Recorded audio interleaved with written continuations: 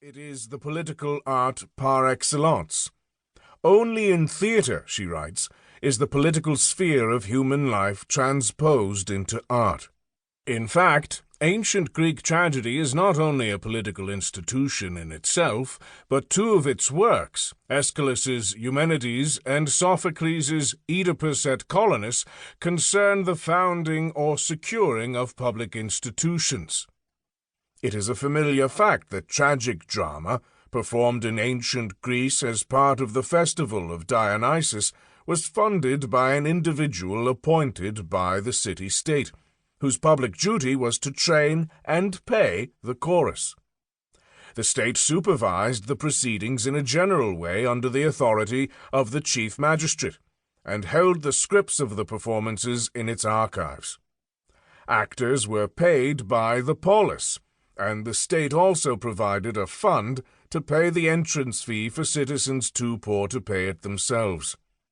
The judges of the competition were elected by the body of citizens and would no doubt have brought to bear on the dramatic performances the critical acumen they were accustomed to exercising as jurors in the law courts and members of the political assembly.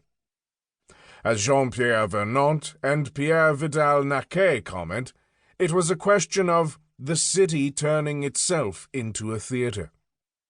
The text of tragedy, remarks Rainer Friedrich, becomes part of the larger text of the civil discourse of the polis. Tragedy, then, was not only an aesthetic experience or dramatic spectacle.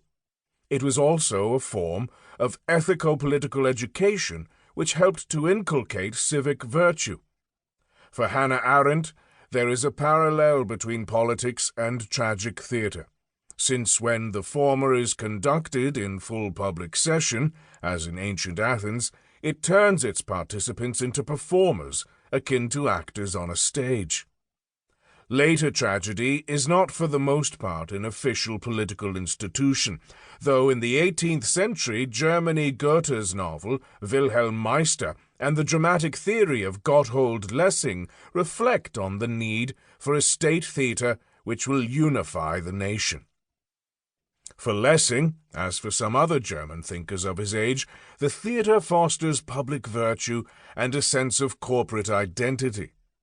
Whether nationally based or not, however, tragic drama continues to deal with affairs of state, revolts against authority, thrusting ambition, court intrigues, violations of justice, struggles for sovereignty, all of which tend to center on the careers of high-born figures whose lives and deaths have momentous consequences for society as a whole.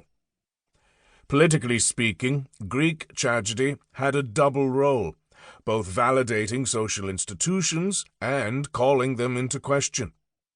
Art may legitimate a social order through its content, but also by providing its audience with a psychological safety valve, fostering harmless fantasies which might distract them from the more unsavory aspects of the regimes under which they live. Aristotle's Poetics does not view tragedy as harmless fantasy, but it does regard it as feeding its audience strictly controlled doses of certain emotions, pity and fear, which might otherwise prove socially disruptive. It is, in short, a form of political homeopathy. As far as tragedy as critique is concerned, it is astonishing that an official political event, part of a revered religious festival, could shine so bold a light on the dark subtext of ancient Greek civilization, on madness, parricide, incest, infanticide, and the like, however prudently these matters were thrust into the mythological past. It is as if a pageant in honor of the Queen of England were to present a series of tableaux from the adultery of Lancelot and Guinevere to the exploits of Jack the Ripper. In Aristotle's view, Greek tragedy can provide a form of public therapy, purging an emotional flabbiness that might endanger the health of the polis. Like Plato, however, you can also see certain aspects of the theatre as politically subversive and demand its strict regulation by